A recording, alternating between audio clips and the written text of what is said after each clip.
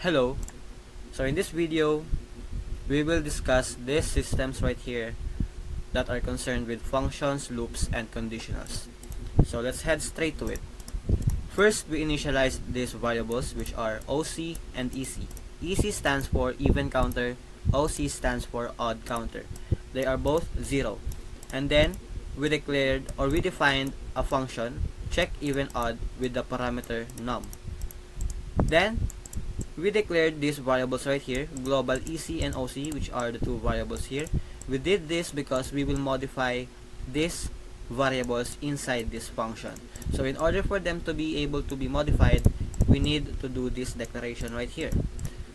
Then we have an elif block here. This block of code checks if the number is even or odd. And then if there is an odd or even number that is detected, we will increase the counter. So if num is divisible by 2, that means that the number is even. So if the number is even, we will increase the counter 1. We will add a value of 1. That same condition goes here. If this is false, that means that the number is odd. Then we will increase the value of OC counter or odd counter to 1. So basically this checks if the number is odd or even, and then it adds 1. It has plus 1 to the counters where the number will fall, or which condition would be true.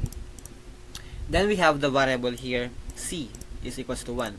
So I just used C here, but that just means counter. So counter 1. I use this variable for the while loop under it. So while C, which is this, while the counter is less than or equal to 5. So the value of the counter is 1. Okay? So, and since 1 is less than 5, it will repeat the value. It will repeat the loop until it is equals to 5. So first iteration 1, and second iteration 2, up until the 5, until the value is 5. So X, integer input, enter a number. Then every time the loop runs, we will have a plus 1 to the counter. So the next iteration would be 2. And then after entering a number, X is the parameter that we used for the check even odd function. So the parameter num is our input here, input variable, which is X. Enter, we ask for the user to input a number inside this while loop 5 times, because we have 5 here. Then we will run the function to check if the number is odd or even, and the value of the num parameter is the input of the user, X. And then we will print those informations, even numbers and odd numbers, with the counter or the value of the counters. So let's check that. Enter a number 20. So 20 is even, and then that means that we can imagine that the even counter is 1. Then 30, that is also even. 6, also even. So we can assume that the even counter is equals to 3. Then let's have 9 and then 13.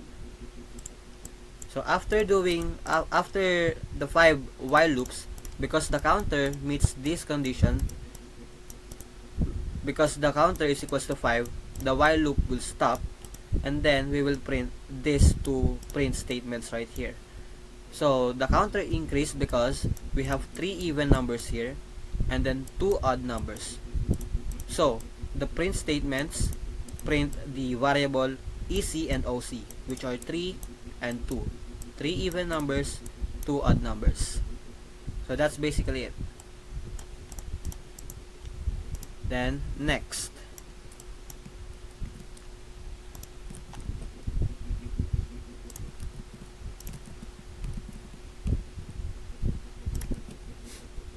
this next system is a function that finds the factorial of a number.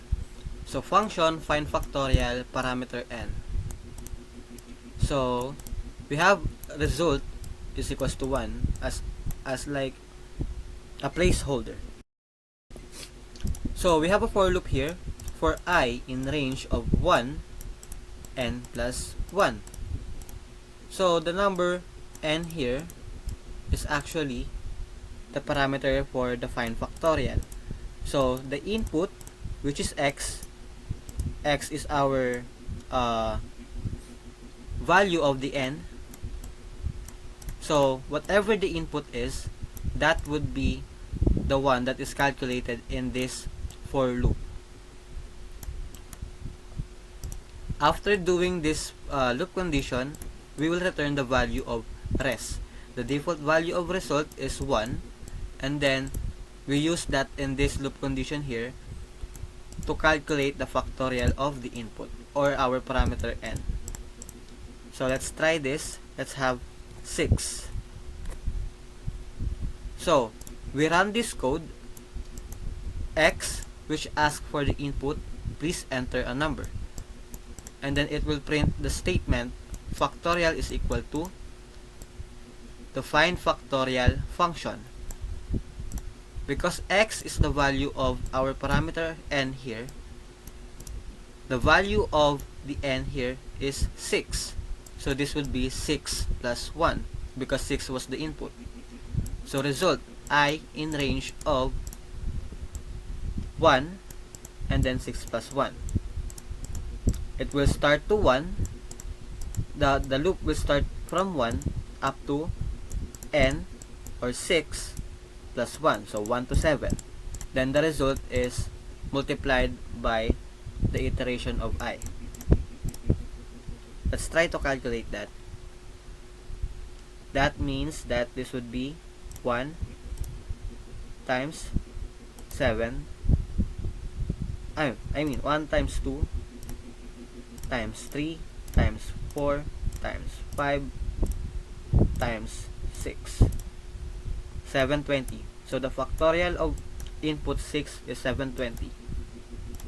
Let's try 9. 362,880.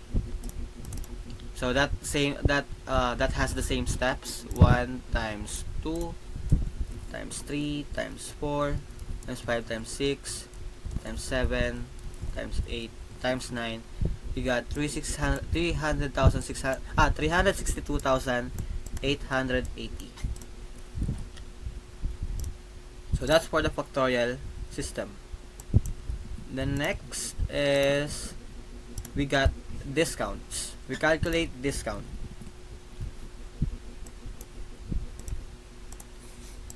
We have the function get discount and then again a parameter amount. The parameter here is our input, which is the x, and then an if else condition block of code here where it checks how much discount would be deducted based on the amount that we will input. So if the amount, or if our parameter, if our x is equals to 1000 or greater than 1000, then the discount would be 10%. 0.1 is equals to 10%. So we will first calculate the discount by having the total amount multiplied by 0.1, which is 10%. And then we will deduct that 10% to the total amount. To the amount. So total amount is equals to amount minus the discount or minus the 10%. Then we will return total amount. Return the value of the get discount x would be the value of return total amount. If this condition is false, then we will head to else. The discount would be 0. If amount is not greater than 1000 or not equal to 1000, then discount is 0. That means that total amount does not have discount and it will have the same total amount. So return total amount. Let's try that.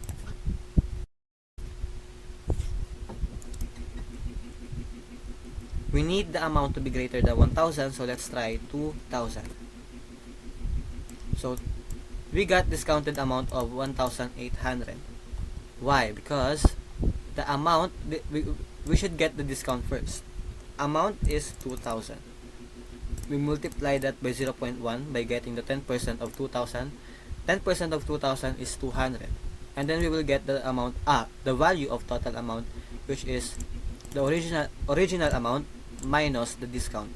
10% was 200, so we got 1,800. And then let's try this. Let's have 900.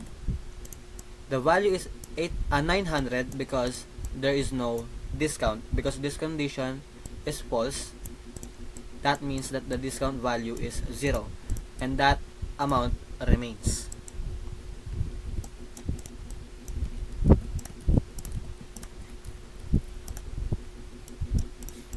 Then let's move forward here.